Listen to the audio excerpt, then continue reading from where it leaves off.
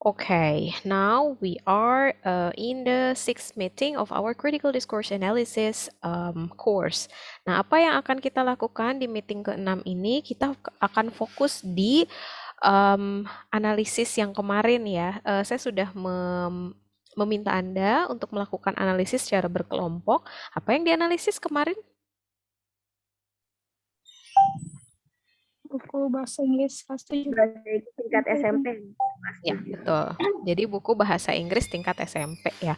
Betul. Kelas berapa? Kelas 7. Kelas 7. Great. Now I would like to share a little bit about the book itself. Jadi apa yang bisa kita apa yang bisa kita lakukan? Bagaimana cara kita menganalisis teks? Nah, sebetulnya ini kita bisa mengacu pada artikel yang sudah saya share ini waktu di mata kuliah critical writing kalau nggak salah pada saat UAS I asked you to summarize this article if I'm not mistaken. Dan ini artikelnya ditulis oleh orang Indonesia ya, Pak Budi Setiono dan Pak Handoyo. Yang dianalisis adalah buku teks bahasa Inggris tapi untuk SMA kelas 12. Jadi kita mau menganalisis levelnya SMP instead of level SMA. Let's see what we can do with critical discourse analysis of nggak tahu. Bentar ya.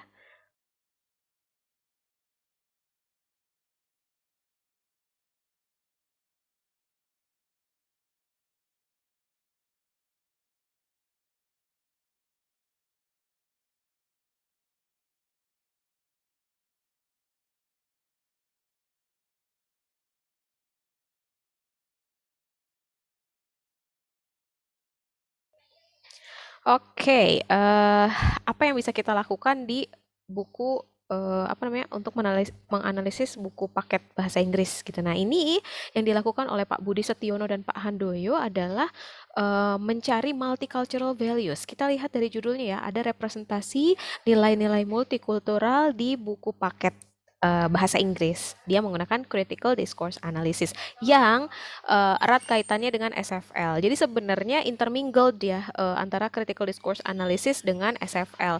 Biasanya kalau kita berada pada konteks pendidikan bahasa atau pengajaran bahasa, kita cenderung akan meminjam konsepnya SFL. Kenapa? Karena sebagai guru bahasa, bahasa itu adalah selain medium of instruction, dia juga merupakan goal of learning goal gitu ya, atau learning objective. Kita tujuan pembelajarannya bahasa Inggris, tapi bahasa pengantarnya juga sekaligus bahasa Inggris gitu. Jadi di language education atau di pengajaran bahasa, bahasa itu akan jadi linguistic features akan jadi bagian penting untuk menganalisis diskursus secara kritis.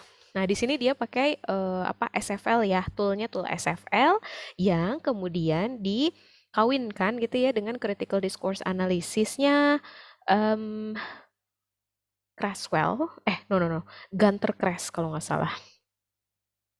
Oh, Wodak ya, ini Fairclough dan Wodak. Nah, kalau teman-teman lihat ya dalam sebuah artikel jurnal, publikasi jurnal, artikel ilmiah yang dipublikasikan di dalam sebuah jurnal, kalau Anda melihat subjudul the study atau method, itu sudah pasti Anda bakalan menemukan unsur-unsur penting dari proses pelaksanaan riset itu sendiri.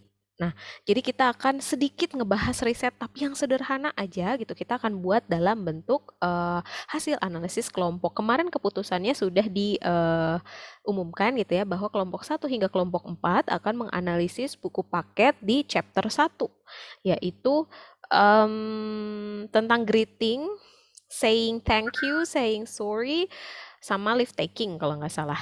Jadi nanti akan ngebahas itu. Kemudian grup 5 hingga 8 akan membahas chapter 2 about identity. This is me kalau nggak salah nama topiknya, nama chapternya. Nah, kita bisa lihat dari sini ya bahwa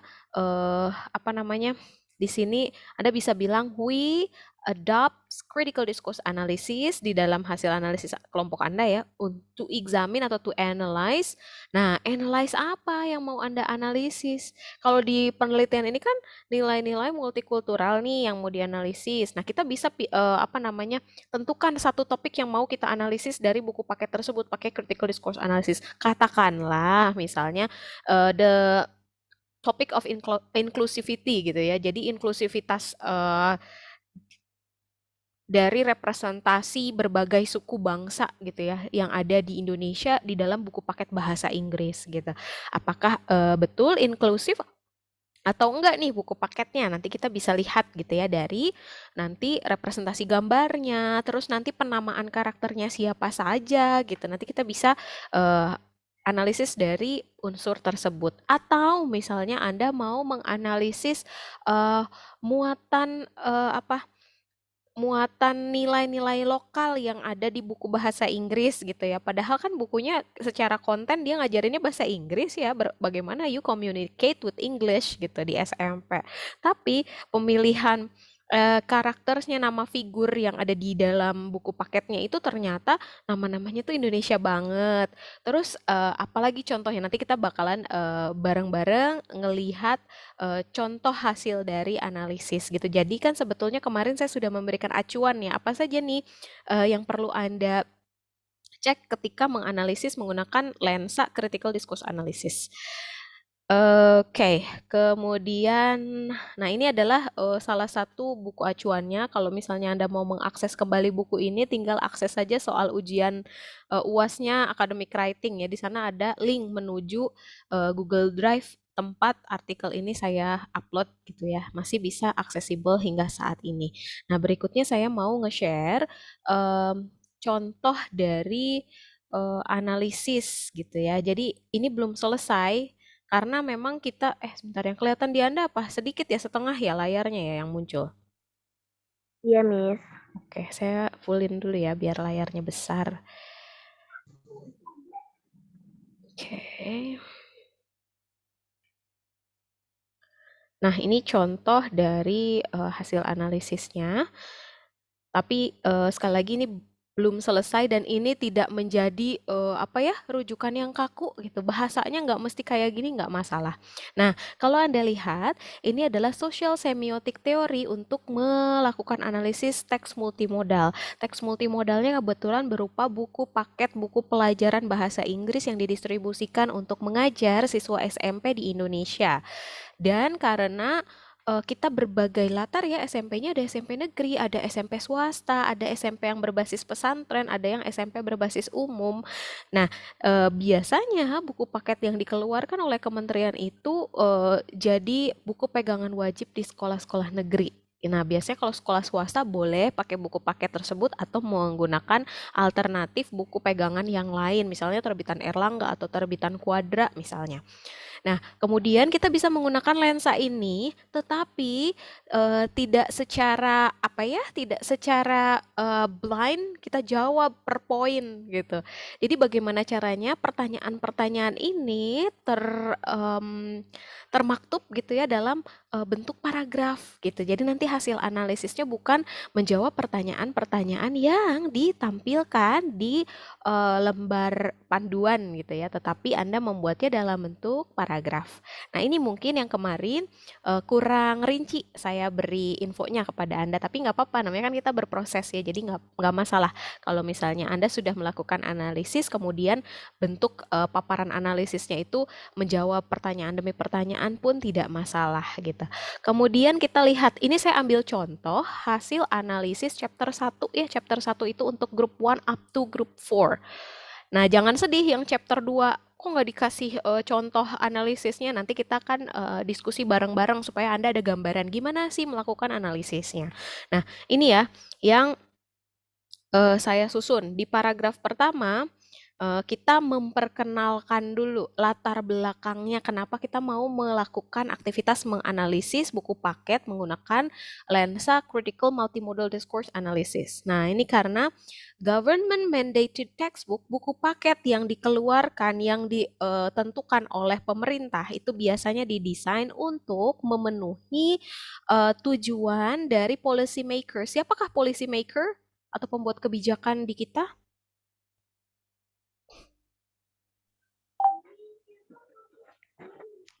Kalau terkait pendidikan, yang membuat kebijakannya siapa? Apakah presiden? Kemendikbud ya, Miss? Kemendikbud. Kemendikbud, Miss Nadiem Makarim. Betul, betul, betul. Ntar ya, guys, ternyata aus. Betul, policy maker dalam konteks ini adalah Menteri Pendidikan dan Kebudayaan. Excuse me, bersuara. Kemudian writer's intention. Siapa writersnya? Apakah sendirian atau tim?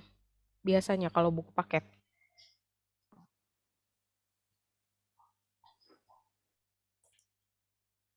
Individual or team?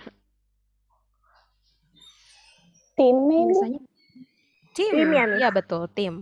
Tidak mungkin disusun sendirian, nanti mabok gitu ya menerjemahkan mandat kurikulum 2013 ke dalam bentuk buku pelajaran setingkat SMP. Kalau sendirian luar biasa, itu adalah pekerjaan yang amat sangat berat. Jadi pasti selalu dibentuk oleh tim penulis. Nanti setelah ada tim penulis, ada tim editor, terus ada tim proofreader sampai dia siap cetak untuk dipublikasikan dan didistribusikan ke sekolah-sekolah gitu ya. Sudah melalui quality control kira-kira seperti itu oleh expert di bidang pengajaran bahasa Inggris. Nah, tentu saja buku pelajaran keluaran pemerintah itu sudah pasti menerjemahkan amanat kurikulum 2013 untuk mata pelajaran bahasa Inggris dan otomatis dibuat untuk memenuhi tujuan dan agenda pembuat kebijakan serta penulisnya. Juga tentunya kita nggak bisa mengupas tujuan dari kurikulum tersebut. Apa sih kurikulum di sekolah kita itu tujuannya? Apakah fokus di membangun kognitif atau academic excellence saja? Apakah itu satu-satunya tujuan dalam kurikulum kita?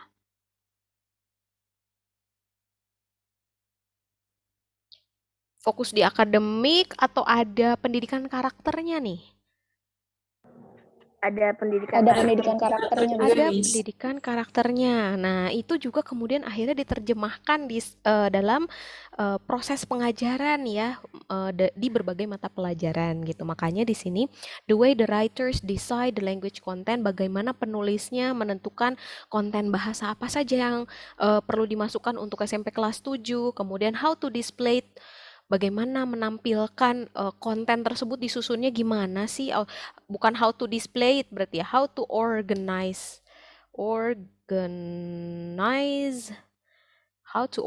it, reflect curriculum ideology. Jadi ideologi dari kurikulum itu direfleksikan atau dimunculkan dalam bagaimana si tim penulis itu menyusun lembar aktivitas pembelajaran untuk siswa, dan pilihan-pilihan topik yang perlu dipelajari apa aja juga merefleksikan ideologi kurikulum tersebut, yaitu yang kalau di Indonesia juga meng-highlight pentingnya pendidikan karakter sebagai salah satu fitur utama dari kurikulum 2013. Jadi Kurtilas itu enggak cuma ngomongin academic development atau cognitive excellence, tidak, tapi we also talk about moral values, character education, karena apalah gunanya pintar tapi keblinger gitu ya, tidak ada akhlak gitu kira-kira. Nah itu makanya perlu juga ada muatan akhlak karakter. Nah, kemudian Anda bisa menamai diri Anda dan tim members grupnya sebagai we, ya nggak masalah. Kami mengadopsi, tadi kan ada ya tulisannya, we adopted critical discourse analysis. Nah, kalau ini berarti critical multimodal discourse analysis or CMDA. Kalau tadi punyanya Pak Budi Setiono dan Pak Handoyo itu CDA, tapi yang ini kita pakai Critical Multimodal Discourse Analysis. Untuk apa? Untuk menganalisis, kan tadi ya, kalau yang tadi multicultural values. Tapi di sini saya pilihnya representasi kultur atau budaya Indonesia yang ada di buku paket bahasa Inggris untuk SMP kelas 7. Gitu. Jadi yang mau dicari dari CMDA ini adalah representasi dari budaya Indonesia. Nah, ini adalah sesuatu yang cukup baru gitu ya. Kalau kita bandingkan muatan pelajaran buku pelajaran bahasa Inggris saat ini dengan muatan buku pembelajaran bahasa Inggris di tahun 70-an 80-an itu bedanya jauh banget. Jauhnya di mana? Mungkin pada saat itu ketika kita belajar bahasa Inggris di sekolah tingkat sekolah SMA katakanlah, kita biasanya dapat teksnya dengan nama-nama yang di dalam teks itu nama-nama yang Anglo-Saxon eh, names kayak James, Andrew, siapa Michelle, and nama-nama lainnya yang Anglo-Saxon gitu.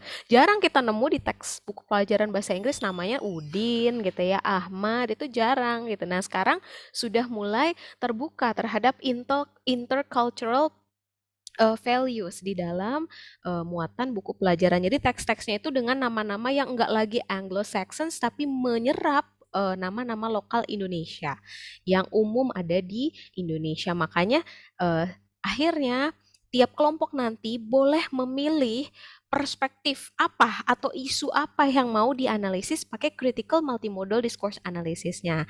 Boleh nggak pakai isu yang sama, misalnya kita mau ngecekin representasi dari budaya Indonesia, boleh. Misalnya Anda boleh juga pilihannya menganalisis representasi nama menganalisis representasi inklusivitas dari berbagai suku di Indonesia, boleh. Apalagi misalnya merepresentasikan colorism, apa namanya, color inclusivity misalnya, dengan cara apa, gambar-gambar yang ditampilkan di dalam buku paket bahasa Inggris itu adalah gambar-gambar anak-anak Indonesia dari berbagai skin tone gitu ya, atau warna kulit. Mulai dari Indonesia Timur mungkin agak lebih gelap karena ada di timur Indonesia, hingga ke bagian barat gitu yang eh, cenderung lebih sawo matang. Terus ada juga etnis mungkin keturunan Tionghoa yang digambarkan dengan mata yang lebih sipit, dengan kulit yang lebih terang misalnya. Apakah inklusif apa enggak nih representasi dari berbagai etnik di Indonesia atau suku bangsa yang ada di Indonesia? Ada enggak nih representasi itu? Itu juga bisa jadi salah satu perspektif gitu. Anda menggunakan CMDA untuk analisis isu tersebut. Nah, kemudian di paragraf yang kedua, kita bisa mulai masuk ke pembedahan. Jadi kalau misalnya dalam chapter 1 itu kan terdiri dari 4 materi ya. Yang pertama adalah greet, how to greet. Yang kedua how to say for leave taking, terus how to say thank you, how to say sorry. Ada 4 muatan konten di situ. Nah, it doesn't mean that you have to, to analyze it bit by bit gitu. Anda bisa langsung, Anda bisa, oke, sebentar ya. Jadi Anda bisa langsung menganalisisnya atau mengulitinya itu dalam bentuk satu chapter aja secara keseluruhan, tidak perlu bit by bit. Misalnya saya bagian greeting, ada yang bagian say thank you, it's okay if you don't make it like bit by bit, itu nggak masalah gitu ya, karena akan jauh lebih enak gitu nanti analisisnya nggak terpotong-potong. Nah, ini contoh ya, we will start from chapter 1. Kalau Anda kelompok 5 sampai 8, Anda bisa bilang we will start from chapter 2 gitu ya. Dia chapter 2 itu contains apa saja? Nah, ini kan chapter 1 contains materi about how to greet, to take leave, to say thank you, and to say sorry. Jadi Anda deskripsikan chapter 1 ini ngomongin apa saja. Terus boleh ya topiknya apa sih? Nah, topiknya kan good morning, how are you? And the warmer at the beginning of the book. Jadi Anda movementnya itu mulai dari deskripsi chapter 1 itu topiknya apa, muatan materinya apa saja, warmernya apa nih, pembukanya apa. Kan kalau di chapter 1 ada lagu ya, kalau nggak salah ada 2 lagu, di halaman-halaman awal bab 1. Nah, itu fungsinya apa kira-kira menurut Anda? Nah, saya ini cuman ngambil contoh aja. And the warmer at the beginning of the book, harusnya at the beginning of the chapter. Nah, kita bisa melihat ya ada kekurangan-kekurangan. Di awal bab merefleksikan aktivitas menyenangkan bagi siswa, yaitu berupa bernyanyi lagu yang riang terkait dengan konten bahasa mengenai greeting, karena lagunya itu liriknya itu good morning, good afternoon gitu kan. Itu adalah bagian dari greeting. Jadi belajar konten how to greet iya, terus belajarnya melalui apa? Melalui bersenandung, melalui sebuah lagu. Itu lagu yang nadanya riang. Nah, pictures di sini merefleksikan berbagai gambar. Karena kan dalam buku paket chapter 1, 2, 3 up to the last chapter itu banyak sekali gambar-gambar. Nah, gambarnya itu merepresentasikan apa, kita lihat di sini ya. Pictures shown in page 4 up to 8 gitu ya. Di halaman 4 hingga 8 gambar-gambarnya menunjukkan Indonesian figures, figur-figur Indonesia banget yang saling berinteraksi baik itu dalam konteks keluarga, di sekolah maupun interaksi publik ya dengan masyarakat, dengan tetangga misalnya, atau dengan siapa yang ketemu di jalanan gitu ya, with local people as well as foreigners. Ada yang interaksinya antar local people, ada yang interaksinya ada satu gambar gitu ya, bertetangga Mr. and Mrs. Adnan sama tetangganya yang foreigner gitu ya. Jadi ada konteksnya interaksi dengan tetangga, interaksi dengan teman sekelas, interaksi dengan orang tua, interaksi dengan guru. Kemudian representasi dari siswa Indonesia juga dimunculkan. Bagaimana dimunculkannya? Dengan cara mereka digambarkan menggunakan style seragam khas SMP yang ada di Indonesia, putih biru. Oh, ternyata representasi nilai kultur Indonesia itu salah satunya digambarkan dengan pemilihan representasi karakter yang muncul di buku pelajaran itu pakai seragam khas SMP di Indonesia. Itu juga merupakan bagian dari representing Indonesian culture. Kemudian berikutnya, in addition, selain itu, representasi school teachers is also quite typical. Representasi bagaimana guru sekolah itu digambarkan juga lumayan khas gitu ya, karena namanya guru, biasanya guru itu menggunakan pakaian yang amat formal gitu. Kalau laki-laki, guru laki-laki biasanya kemeja, celana bahan atau safari gitu ya. Yang perempuan juga demikian, seragam khas sekali guru di Indonesia. Bajunya formal. Kemudian ada gambar polisinya ditampilkan menggunakan seragamnya warna coklat. Itu kan polisi Indonesia banget gitu ya. Jadi nilai-nilai budaya Indonesia itu ditampilkan melalui simbol seragam, baik itu seragam guru, seragam siswa, maupun seragam aparatur negara, yaitu polisi gitu ya, itu menunjukkan bahwa ini konteksnya Indonesia banget loh, meskipun muatannya, tujuannya berbahasa Inggris, gitu kira-kira. Kemudian, there is also option, ada juga pilihan untuk menampilkan nama-nama lokal untuk karakter-karakter yang ditampilkan pada buku pelajaran. Karakternya di sana ada yang namanya Udin, ada yang namanya Siti, Beni, Mr. Ahmad, Edo, terus ada Lina. Itu kan nama-nama yang Indonesia banget gitu ya. Tipikal nama-nama Indonesia, nama-nama lokal. Nah, representasi dari latar belakang etnik atau suku bangsa juga muncul. Munculnya bagaimana? Ini kelihatan dari karakter yang bernama Edo gitu ya. Contohnya dia ditampilkan dari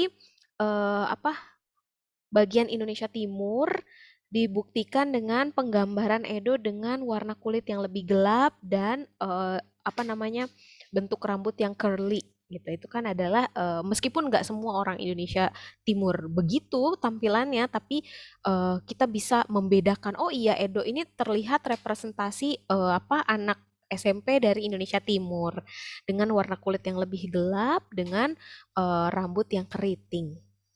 Kemudian berikutnya, in the part of say thank you, pada bagian say thank you, tadi kan ada greeting, leave taking, say thank you, say sorry. Nah, di bagian say thank you, materi say thank you ini conversation atau percakapan yang ditampilkan itu antara, nanti kita lihat, wait, I would like to make it into two parts deh, biar kelihatan ya di bukunya seperti apa dan di analisisnya gimana.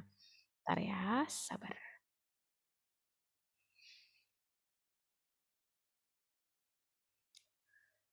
Wait.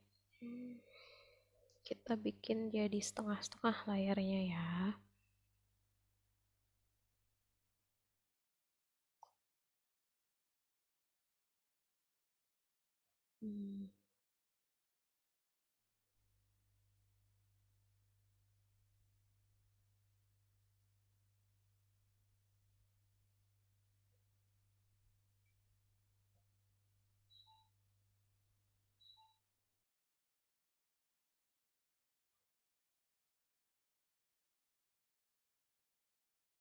Nah, sekarang yang kelihatan di layar apa? Setengah Word, setengah PDF nggak sih? Iya, Miss. Iya. Iya, Miss. Sip. Oke. Miss. Nah, kita bisa lihat di sini ya gambar-gambar yang di chapter 1 ini utamanya.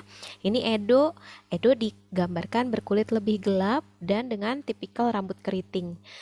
To show that he is a part of students from eastern part of Indonesia.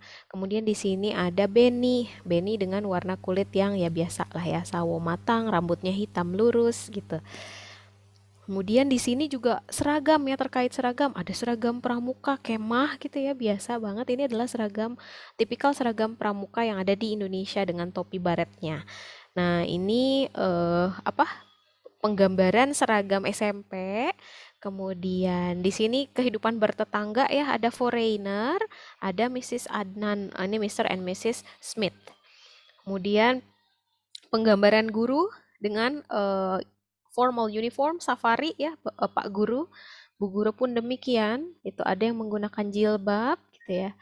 Jadi ini Indonesia banget gitu penggambarannya. Gitu. Meskipun kalau kita memang mau mau melihat, mau menguliti gambarnya dengan lebih dengan lebih teliti gitu ya, kita bisa melihat gambar nomor 3 ini sebetulnya you can see that ini adalah sebuah kamar, kamarnya dilengkapi oleh meja belajar, komputer, kemudian lumayan luas ya kalau kita lihat, terus memiliki ventilasi atau pencahayaan yang bagus. Nah, kalau kita lihat tipikal-tipikal kamar seperti ini adalah kamar yang dimiliki siswa dari latar keluarga menengah ke atas. Kalau kita misalnya mau menguliti bahkan representasi gambar kamar aja gitu, sebetulnya kita bisa sampai sejauh itu. Kemudian, nah kita bisa juga representasi latar sosial ekonomi keluarga yang ditampilkan adalah dari keluarga menengah ke atas. Misalnya, Anda mau meneliti, menganalisis isu itu pakai critical multimodal discourse analysis juga nggak masalah. Pokoknya bisa-bisanya Anda menangkap apa nih yang isu yang perlu kita kuliti itu dengan gambar-gambar yang ditampilkan. Ini juga ya, ibu dan ayah, ibunya menggunakan, ini tuh kira-kira seragam atau baju rumah sih kalau misalnya gambar ibu-ibu yang sebelah sini? Seragam. Seragam apa ya? PNS kayak PNS. Kayaknya seragam PNS ya, warnanya warna kaki gitu ya. Iya, Miss. Nah, kalau kita mau nguliti ya sampai sejauh itu kita bisa ngecek ini representasi latar sosial ekonomi keluarga menengah ke atas. Kenapa? Karena ibu bekerja, ayah bekerja. Gitu. Jadi dia berasal dari keluarga working class family, bekerja. Kemudian ada lagi penggambaran polisi, tadi udah belum ya Pak Polisi? Kayaknya udah deh. Terus ini juga ada sekolah Nah, berarti ini adalah sebuah gambaran bangunan sekolah yang di Indonesia. Karena kalau misalnya nggak di Indonesia kan berarti namanya something secondary school atau something something junior high school gitu, nggak mungkin sekolah gitu. Ini adalah bagian dari bangunan sekolah. Oke. Kalau kita misalnya ingin meneliti atau ingin menganalisis, sorry ini kebawa nih, apa namanya, vocabulary meneliti ini kebawa mulu. Jadi kalau kita mau menganalisis isu bagaimana nilai-nilai budaya Indonesia ditampilkan dalam buku paket, ya kita lihat saja latar gambar yang diambil. Diambilnya pakai seragam khas Indonesia. Terus di gedung sekolah, sekolahnya juga nama sekolahnya nama bahasa Indonesia. Ini adalah representasi dari guru pakai seragam yang amat rapi gitu. Terus ada nama-nama yang dipilih, nama-nama Indonesia banget, nama-nama lokal. Kemudian ada Pak Polisi Indonesia banget, seragamnya warna coklat misalnya gitu. Nah, kita mau ke say thank you nih. Ini juga ya, kalau punyanya Edo, dia minus komputer kamarnya gitu ya. Mungkin saja Edo antara komputernya tidak digambarkan gitu ya, komputer personal computer, atau dia pakai laptop atau komputer jinjing sehingga tidak ditampilkan. Nah, saya mau masuk ke say thank you dulu. Oh, ini udah selesai ya. Oh iya, udah selesai. Bentar, chapter 1 harusnya ada yang say thank you. Sebentar. Saya mau meng-highlight bagian say thank you. Ini, betul ini.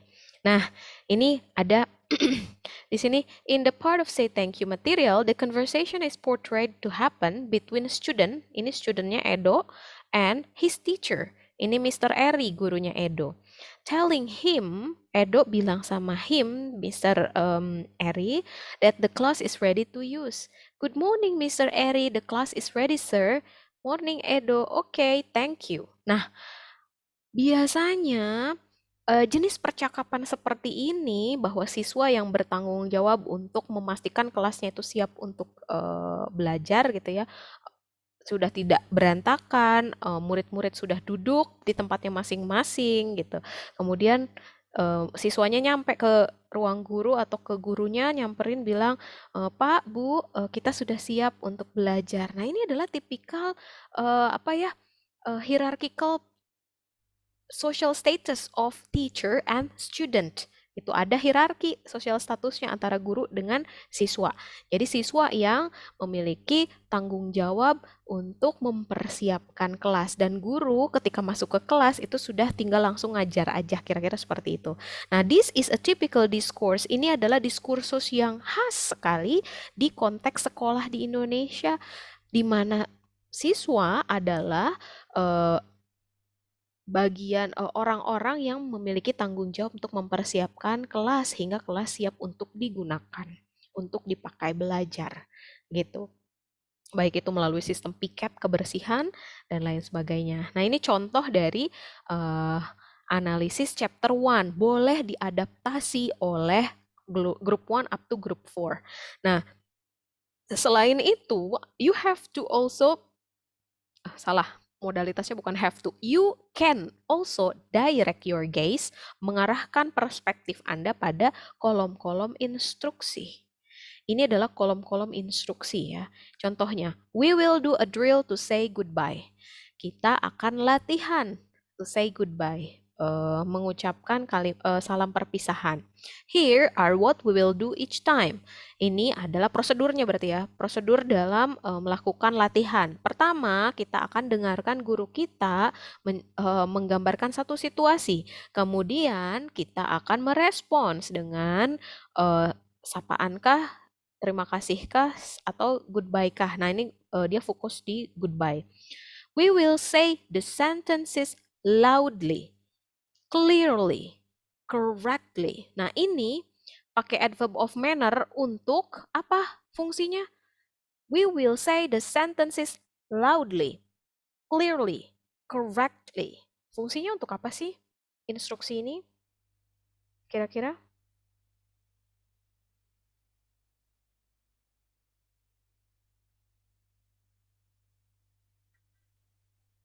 Apa ya fungsinya? Untuk meyakinkan mungkin, Miss.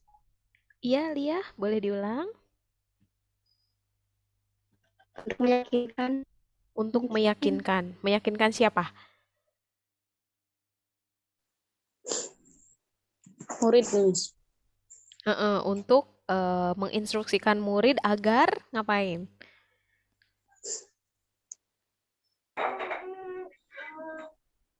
Membaca kalimatnya dengan itu Miss, Nah, lantang dan tepat. betul. Jadi ini adalah learning goal. Learning goal-nya apa sih? Siswa bisa greet, leave, take leave, sorry, say goodbye dan say thank you dengan lantang, dengan jelas, dengan benar. Gitu. Jadi ini adalah learning goal-nya. Tujuan pembelajarannya mau mencapai apa? Gitu. Ini adalah tujuan pembelajarannya. Dia direpresentasikan menggunakan fitur linguistik yang bernama adverb of manner atau keterangan cara. Gitu ya. Adverb of manner ini sangat penting untuk memperjelas instruksi. Apa sih yang diharapkan dari siswa? Siswa bisa say goodbye loudly, clearly, correctly. Gitu. Ini adalah tujuan.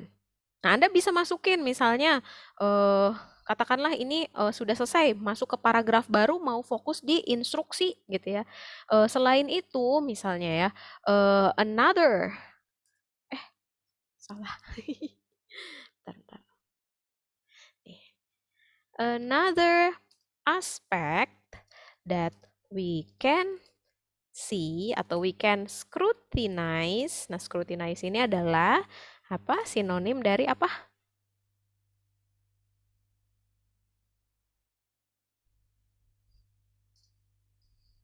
Sinonim dari analyze. Scrutinize adalah maknanya menganalisis. The instructions in the textbook. The authors atau para penulis choose to use linguistic features, namely adverb of manner, to highlight the learning goal that is expected from the students gitu. Jadi kenapa pakai adverb of manner? Untuk memperjelas, meng-highlight, memfokuskan pada tujuan pembelajaran apa sih yang diharapkan untuk bisa ditampilkan oleh siswanya gitu. Dia pakainya adverb of manner. Itu contoh chapter 1 ya. Sekarang kita mau ngasih contoh chapter 2 nih. Nih, chapter 2 ini instruksinya beda lagi. Dan kalau misalnya teman-teman di kelompok 5 hingga 8 mau menganalisis chapter 2, saya sih menyarankannya Anda masukin aja nilai-nilai inklusivitas. Inklusivitas berbagai latar suku bangsa gitu ya dalam buku pelajaran bahasa Inggris. Kok bisa sih kayak gitu? Nah, kita lihat aja di sini chapter 2, This is Me, ini judul topiknya. Apa saja muatan pelajaran yang mau dibahas?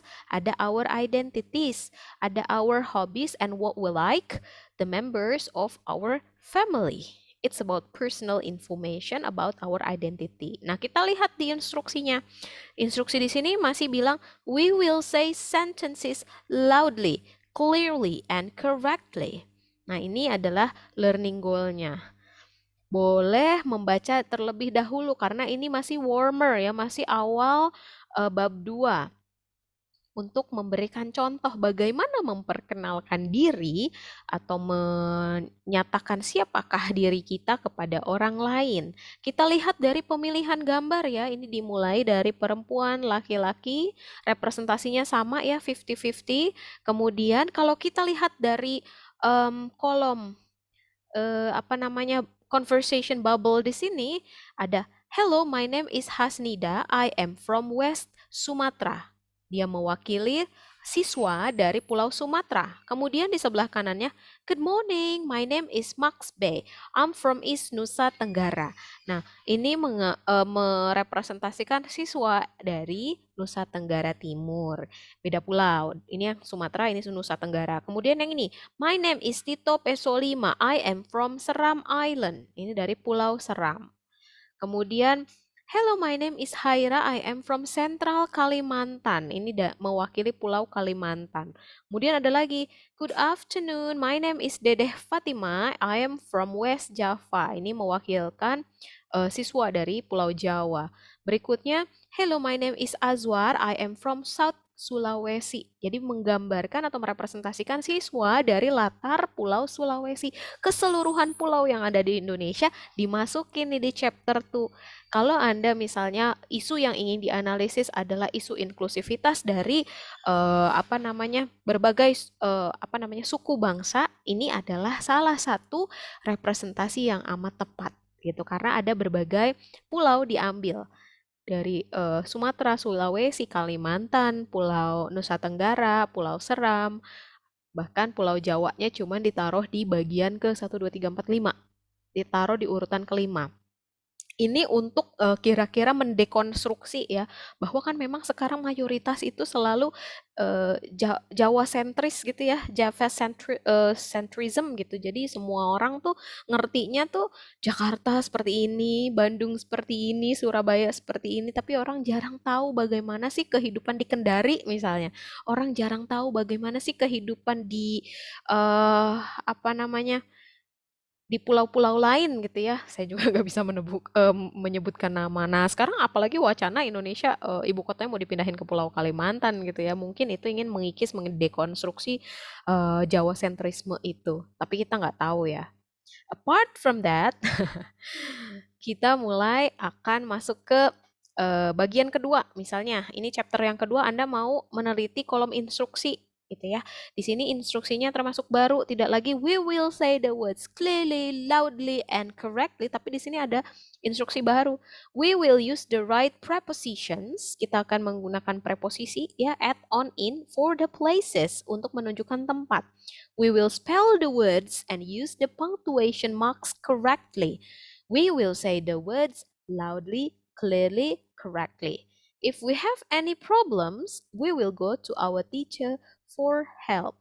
Nah, jadi di sini ada step by step yang ditunjukkan. Apa saja step by stepnya gitu ya. Di sini sebenarnya fokus muatan bahasa Inggrisnya ada preposition atau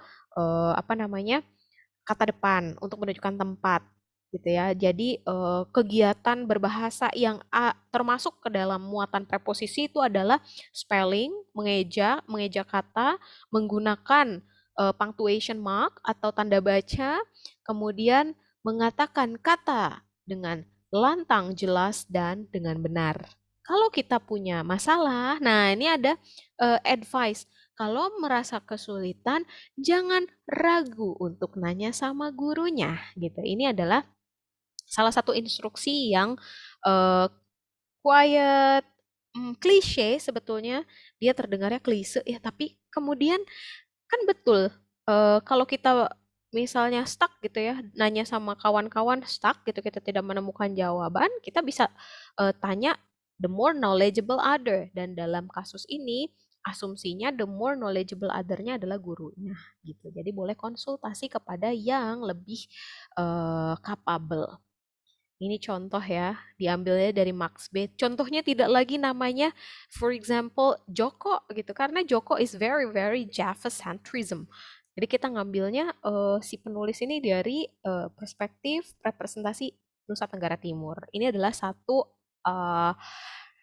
gerakan yang menurut saya sangat menggembirakan gitu, karena kita rindu ya mengetahui bagaimana sih representasi teman-teman kita, saudara-saudara kita dari berbagai pulau lainnya gitu, bukan cuma dari Jawa aja.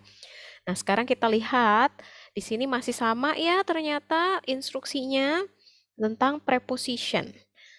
Terus jadi cukup satu aja tadi ya analisisnya. Kemudian balik lagi ke we will say the sentences loudly, clearly, and correctly. Adverb of manner dipakai lagi, diulang lagi di sini untuk menginstruksikan learning goal tadi ya. Waalaikumsalam. Wait a minute.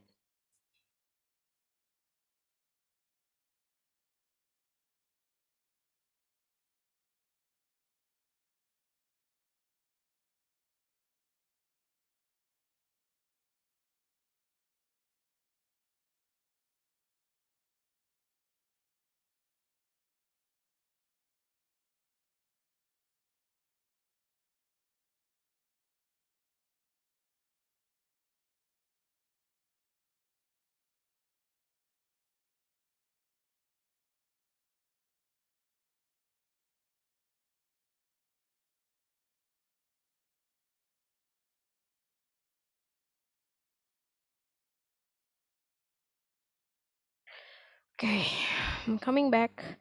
Nah, ini untuk chapter 2 ya. Ini yang menarik di chapter 2 selain isu inklusivitas dari berbagai latar etnis gitu ya, kita juga bisa melihat, let's see here. Di sini ada ideologi apa? Coba dibaca dulu oleh siapa yang mau volunteer boleh membaca yang ini? We will promise.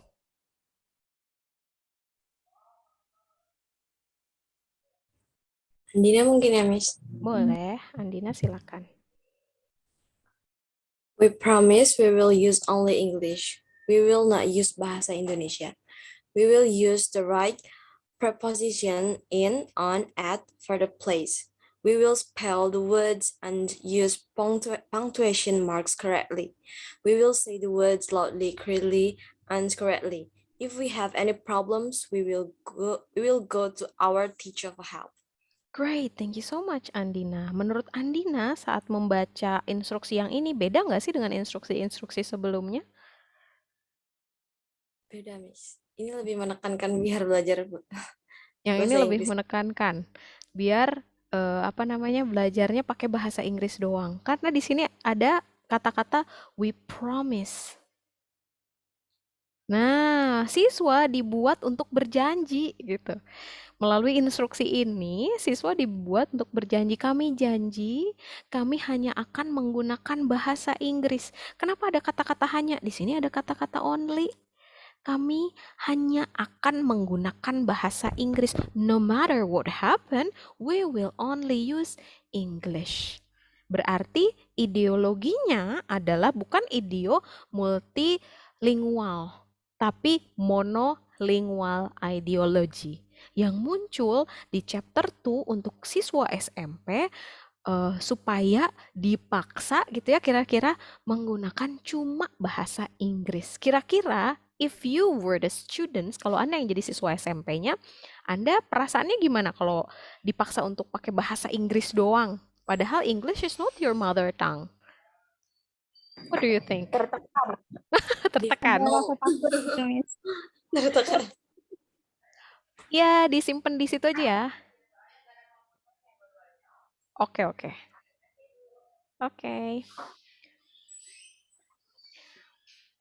Akan ngerasa tertekan ya.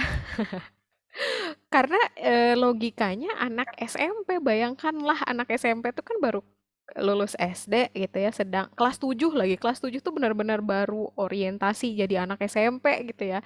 Jadi I think it's going to be quite giving pressure gitu ya buat anak SMP untuk menggunakan hanya bahasa Inggris. Padahal di beberapa penelitian gitu ya. Kemarin soalnya di kakak kelas Anda baru bahasin artikel penelitiannya dua artikel penelitian tuh ngomongin pengajaran bahasa Inggris, yang satu di Jepang, yang satu di Vietnam. Jadi memang kebijakan dari Kementerian Pendidikan di Jepang dan di Vietnam itu harus monolingual. Ketika kita ngajar bahasa Inggris di kelas, kita nggak boleh pakai bahasa Jepang, nggak boleh pakai bahasa Vietnam, harus pakai full English. Dan akhirnya antara kebijakan diterjemahkan ke dunia nyata, ke ruang-ruang kelas, nggak bisa itu terbentur karena siswanya tetap butuh menggunakan bahasa ibu gitu. Itu juga terjadi pada kita gitu. Meskipun kita sekarang berada di fakultas keguruan gitu yang menyiapkan guru bahasa Inggris, but we cannot use 100% English in our classes. Kenapa? Because we need clarification, we need words of confirmation in our own language, in Indonesian language, supaya memperjelas makna, supaya bisa lebih mudah dipahami gitu. Jadi ideologi monolingual itu sebetulnya kalau pengajaran bahasa Inggris itu sepertinya terlalu otoriter gitu ya kalau kita lihat gitu. Sebetulnya kita bisa tetap gunakan bahasa ibu dan bahasa Inggris gitu. Bahasa ibu kan bisa membantu pemahaman ya. Kalau siswanya bahasa Indonesia terus kita hajar aja nggak mau dengerin, kita bahasa Inggris aja 100%. That was me pada masa lampau. Saya merasa berdosa banget gitu. Sekarang saya lebih, oh iya ternyata boleh lo pakai bahasa Indonesia, dan itu justru malah encouraging, empowering daripada kita pakai bahasa Inggris, akhirnya malah nggak nyampe di mana-mana gitu. Nah, sebetulnya monolingual policy ini adalah sebuah kebijakan yang perlu kita kritisi gitu ya, apalagi levelnya di level SMP yang baru aja lulus dari level sekolah dasar gitu. Shall we or do we really need to be saying things only in English? I don't think so gitu ya.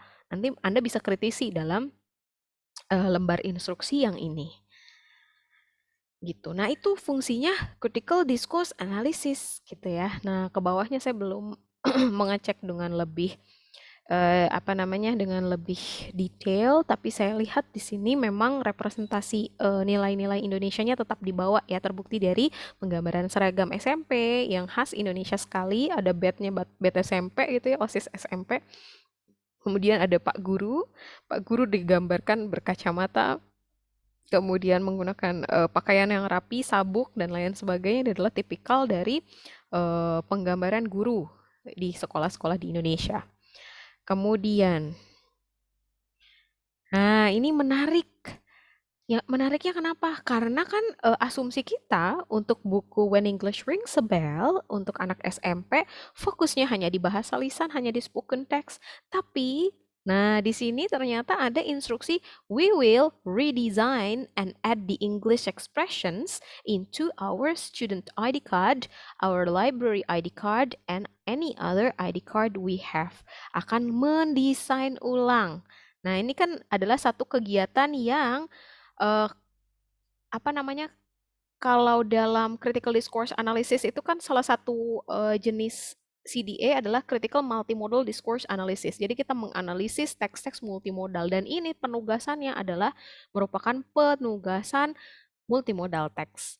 Dan ini sudah semakin relevan dengan zaman sekarang itu kan zamannya Canva, zamannya apa sih nama video editor, zamannya TikTok, semua bisa ngedit, semua bisa ngedesain gitu. Jadi ini amat sangat relevan dengan modern times untuk anak-anak SMP, SMA, anak-anak di bangku kuliah itu adalah anak-anak yang very eager to know, very eager to master a certain skills, digital skills such as editing, designing gitu ya. Jadi ini very relevant with the conditions of the students. Kenapa relevan? Karena ya anak-anak SMP memang lagi senang-senangnya mengeksplorasi apa yang bisa mereka eksplorasi. Nah, ini contoh ya, contoh perpustakaan SMP. Jadi sebenarnya kegiatannya menerjemahkan gitu ya. Sebenarnya kegiatannya menerjemahkan, tapi seolah-olah dibikin desain ulang gitu. Dengan pemilihan kata-katanya desain ulang bukan translate.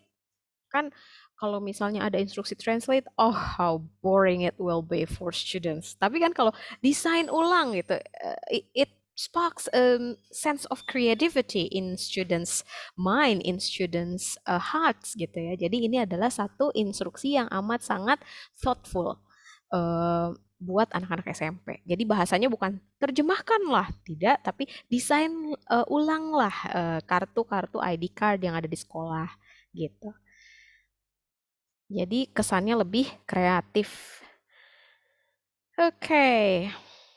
Ini jadi terlihat ya bahwa ingin menggeser Jawa sentrisme gitu di dalam buku teks bahasa Inggris yang diedarkan di SMP kelas 7 terbukti dengan berbagai representasi siswa-siswa dari berbagai pulau. Nggak cuma dari Jawa Timur, Jawa Tengah, Jawa Barat, Banten, tapi dari berbagai pulau-pulau di luar Pulau Jawa.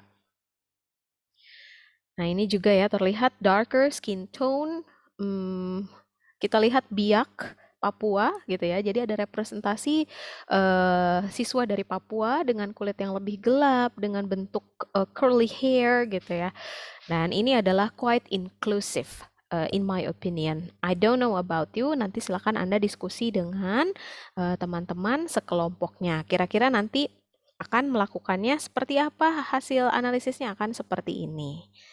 Begitu. Sebentar ya, saya mau stop share dulu untuk memaksimalkan, mengoptimalisasikan displaynya Word-nya.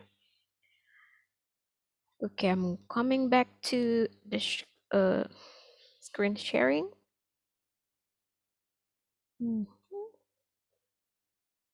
Nah, ini sudah balik ke basic.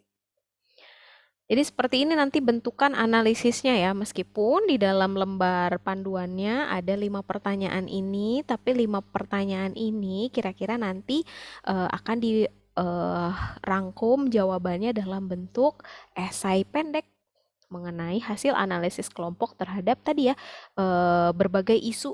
Jadi isunya saya bebaskan kepada Anda. Anda mau menganalisis isu inklusivitas boleh, mau menganalisis isu apa ya ideologi monolingual tadi ya dalam lembar instruksi silakan. Anda mau menganalisis isu representasi nilai-nilai keindonesiaan di buku paket bahasa Inggris juga dipersilakan. Ini nanti acuannya juga bisa dari dari artikel penelitian Pak Budi Setiono dan Pak Handoyo. Itu bisa jadi acuannya. Tapi jangan di copy paste. Jadi harus bisa diparafrase seperti yang ada di lembar ini. Nah, kira-kira ada pertanyaan sampai di sini? Do you have any question? Buku bahasa Inggrisnya kemarin kan, Miss? Iya, buku bahasa Inggrisnya yang untuk kelas 7 SMP When English Rings a Bell. Yang kemarin.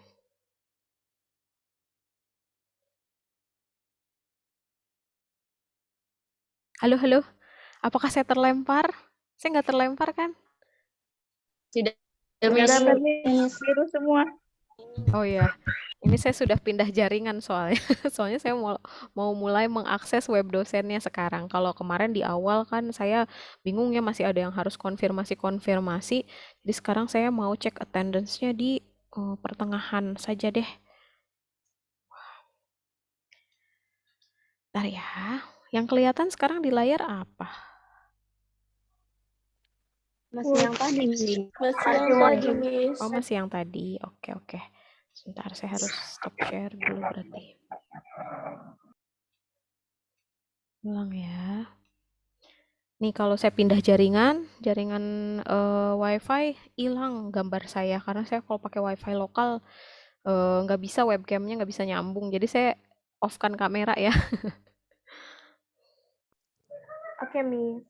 Nah sekarang saya mau ngecek. Gagas, are you there? Gagas, Gagas, you're not there. You have been absent for. Yes, I'm Okay. here. Okay. Next, Sri Arum Nengsi, Present, Miss. Mila. Is Mila with us?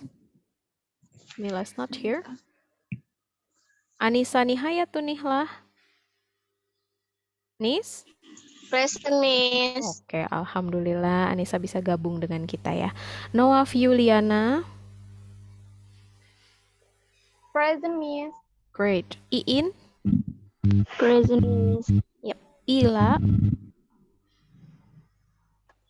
Present, Miss. Teti, Present, Miss. Dewi Sartika, Present, Miss. Sufiarli Putra Gemilang. Hadir, Arli? Miss. Ada ya? Oke. Olivia, Present, Miss. great. Windy. Is Windy with us? Windy, you there? You're not there? Fine. Nabil Ashidki, Present, Miss. great. Nurmaiti, Present, Miss. Marhaena, Present, Miss. Amel, Present, Miss. Dinda Ayu, Present, Miss. Mandina. Mandina present tadi ya membacakan. Miss. Oke. Siti Komala Sari, Present, Miss. great. Nabila, Bill, you there? Sepertinya ada tadi Nabila. Present, Miss. Oh ya ada. Farha, Present, Miss. Fauzan. Oh, Fauzan, where are you? You've been absent for 3 times, if I'm not mistaken. Rika Aulia, Present, Miss. great. Sonia Arcelia, Present, Miss. Holisah, Present, Miss. Takdir, Present, Miss. Berliantin, Present, Miss. Mutiara Almawizah. Present, Miss. By the way, Almawizah itu maknanya apa sih, Mutiara? Sebagai penunjuk, Miss. Kayak pelopor gitu tuh. Dia kalau misalnya udah tahu, dia pasti bakal mengamalkan gitu. Maksudnya gitu, Miss. Wow. Merinding. Almawizah. Oke. Nama yang sangat cantik. Elis Amalia. Thank you, Present. Miss. Much welcome. Present ya, Elis ya. Siti Himatul Aliyah. Present, Miss. Great. Tati Nurholis. Present, Miss. Lena. Present. Anissa. Present, Miss. Rohimah. Rohimah ada? Present, Miss. Oke, ada. Sip, great. Alhamdulillah, tinggal Fauzan berarti ya yang belum ada. Oke, nah sekarang saya mau menawarkan kepada Anda, should I upload the apa tadi? Template hasil analisisnya di Google Classroom atau nggak perlu kira-kira? Perlu nggak ya? Ngajar toh?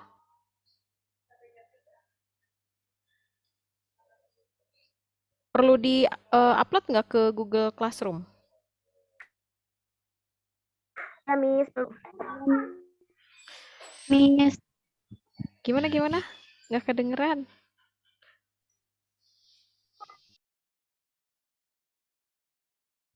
Hai, saya terlempar, mohon maaf. Tadi gimana? Saya upload kah di Google Classroom atau nggak perlu? Miss, harus. Harus. Oke, nanti saya upload di Google Classroom ya. Sekaligus saya buatkan classwork-nya ya untuk tab pengumpulan penugasannya. Jadi tidak ada batasan panjang pendeknya, tapi ya minimal 3 paragraf lah ya. Yang pertama paragraf pembuka, Anda mau analisis isu apa. Yang kedua, silakan Anda mulai menganalisis ke teksnya. Yang ketiga, paling tidak ada paragraf penutup gitu ya bentuknya. Oke, Miss. Great. Pokoknya bagi kelompok yang perlu untuk konsultasi dengan saya, silakan konsultasi. Sama saya mau mengapresiasi kelompoknya Lena ya, yang paling pertama konsultasi. Itu Lena tuh menganalisis halaman 7 kalau nggak salah ya, gambar di halaman ke-7. Nah, gambar di halaman ke-7 itu ada penggambaran peran ayah dengan ibu gitu ya. Di gambar pertama katanya Lena ada anak yang eh, menyambut pulang ayahnya. Bentar saya mau share juga nih. Ini ya yang ini. Ada anak yang menyambut pulang ayahnya setelah ayahnya bekerja, kemudian nanyain kabarnya. Nah, ini mendeskripsikan peran ayah yang bekerja. Ayah itu memang peran tradisionalnya diharapkan bekerja di luar rumah gitu ya. Kemudian while the second picture di gambar kedua menunjukkan a child who seems to have just come home. Ada anak yang baru pulang sekolah dari kemudian masih pakai seragam.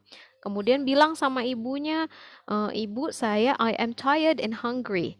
Nah, ini menunjukkan bahwa peran ibu biasanya mengasuh anak dan mengurusi pekerjaan rumah tangga gitu. Kan anaknya bilang lapar, berarti udah ada masakan. Siapa yang masak? Ya, it can be his mother or it can be uh, the family's helper sebetulnya. Tetapi di sini ada penggambaran peran ayah dengan ibu dan ini adalah quite comprehensive. Jadi saya mau memberikan congratulating wishes untuk Lena dan timnya. Selamat, ini udah keren banget untuk analisis gambar di halaman ke-7 chapter pertama. Begitu ya, tinggal nanti di finalisasi lagi dengan diskusi bareng teman-teman satu timnya Lena. Oke? Ada pertanyaan tidak sampai Oke, sini? Miss. Thank you. You're welcome. Do you have any questions? My camera is back. My camera is back nggak sih? Yay. Ya, Miss. Tapi nge-freeze ya? Ya, no please. Ulangi. Suka begitu memang. Pokoknya intinya gitu ya, kita sebetulnya masih punya 15 menit lagi, tapi I would like to let you discuss with your members of the group and make the analysis. Nanti deadline pengumpulan analisisnya adalah tidak hari Jumat, catat, tapi hari Sabtu besokannya. Jadi masih ada waktu 7 hari lebih 1 hari ya untuk mengerjakan dengan kelompok masing-masing. Is that okay?